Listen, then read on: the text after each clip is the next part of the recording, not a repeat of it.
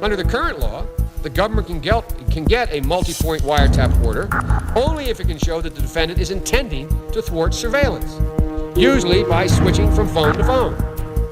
The amendment the President wants, and Senator Lieber will introduce on his behalf, would allow a multi-point wiretap where the defendant's conduct has the effect of thwarting surveillance, regardless of whether or not the government can prove the defendant's intent. You inquired particularly about the multi-point wiretaps. Again, those issues have been the subject of many hearings in the Congress.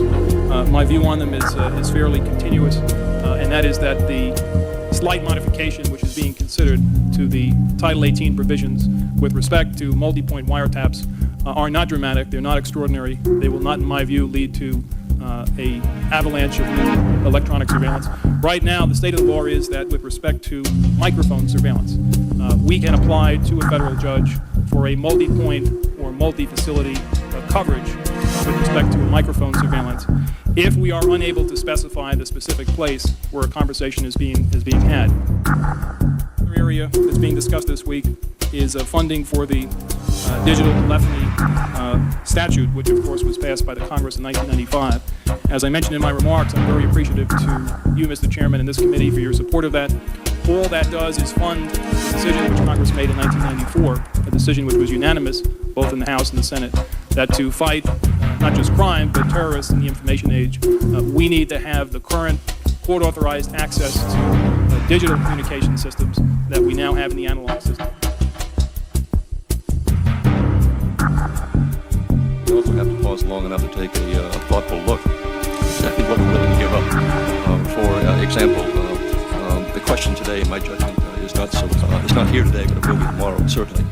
As we seek more and more information, that means the gathering of intelligence is going to enhance the powers of the FBI, the CIA, our law enforcement, and other national security authorities.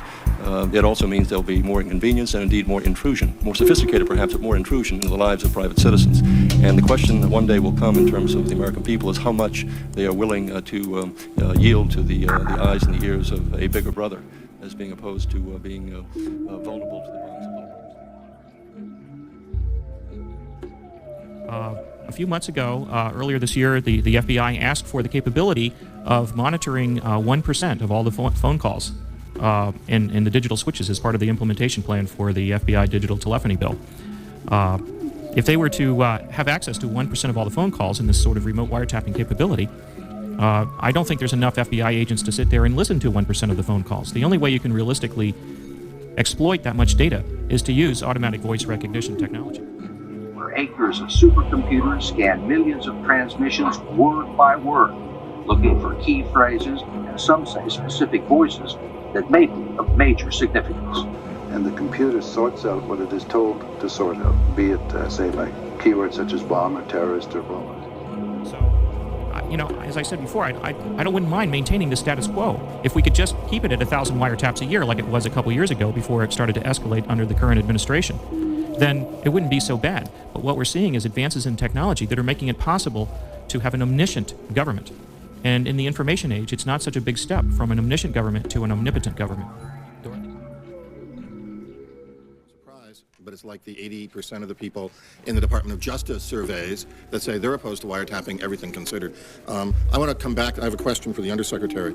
But the concern we have is that the administration's changing proposals on encryption, when taken together with the National FBI wiretap plan in digital telephony, is nothing more than an effort by this administration to hardwire Big Brother into the new technology, to hardwire Big Brother. And we might be less dubious about claims that that's too much of hyperbole if the reactions were not doublespeak.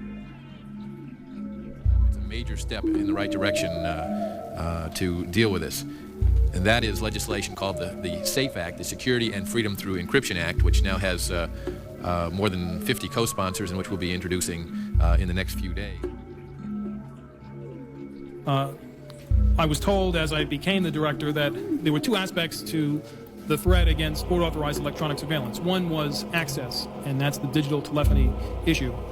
Will the common carriers and the manufacturers build systems and switches and software which will continue, not give, but continue to give us access per court order to conversations of a criminal nature? If the decision is made that electronic surveillance and court-authorized electronic surveillance is important, but not as important as the commercial interests which go with robust and unbreakable encryption, it seems to me that's a decision that the Congress could make and the country could make, but I think it would be an ill-advised one. Most of the investigators we talked to said they had not yet detected substantial use of encryption by large organized crime groups. This can be attributed to several factors, including the difficulty and overhead of using encryption, particularly the personnel time involved, in a general sense that their environments are already reasonably isolated and protected from law enforcement. In light of strong, commercially available encryption products that are being proliferated within the United States, and when such products are used in the furtherance of serious criminal activity, this center becomes very, very critical to solving the encryption issues that we need to make cases. Pleased with the administration's support to establish a technical support center. This center will provide federal, state, and local law enforcement with the resources and the technical capabilities we need to fulfill our investigative responsibilities. The FBI has already begun planning activities of this critical technical support center. What we are announcing today is first that we are adding insurance companies to the definition of financial institutions. So insurance companies will be treated the same way under this policy as banks and other financial institutions are now.